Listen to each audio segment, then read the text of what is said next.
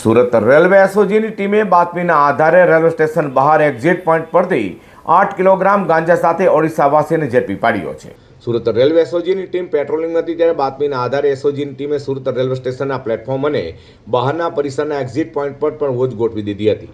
તે સમયે railway station પાસે આવેલા સ્પીડ પાર્સલની ઓફિસ નજીકથી શંકાસ્પદ હાલતમાં પસાર થઈ રહ્યો હતો ત્યારે પોલીસની ટીમે તેને અટકાવ્યો હતો। પોલીસને જોઈને આ ઈસમ ગભરાઈ ગયો હતો અને ભાગવાનો પ્રયાસ કર્યો હતો, પરંતુ સતર્કતા પોલીસ જવાનોએ તેને કોર્ડન કરીને ઝડપી પાડ્યો હતો। તેની પાસે રહેલા થેલાની તપાસ કરવામાં આવી હતી ત્યારે તેમાંથી કેપી પદાર્થ ગાંજાનો મોટો જથ્થો મળી આવ્યો છે। પોલીસે તાત્કાલિક એફએસએલની ટીમ મદદ લઈને જથ્થાનું વજન અને ચકાસણી કરાવી હતી। ધરપકડ કરેલા આરોપીની ઓળખ મુનિશા નુસવાઈ તરીકે થઈ છે। પોલીસ તપાસમાં બહાર આવ્યું છે કે તે આ ડ્રગ્સ નેટવર્કમાં એક પેડલર તરીકે કામ કરતો હતો। પોલીસે તેની પાસેથી 4,03,000થી વધુની કિંમતના 8.40 કિલોગ્રામ ગાંજાનો જથ્થો મળી આવ્યો હતો, જેથી પોલીસે ગાંજા સાથે યુવાન પાસેથી મોબાઈલ ફોન અને રોકડા પણ કબજે કરી। હાલ તો સુરતમાં કોને ગાંજાનો જથ્થો આપવા નુસીમાં સવાઈને આવ્યો હતો તે અંગે પોલીસે તપાસ હાથ ધરી છે।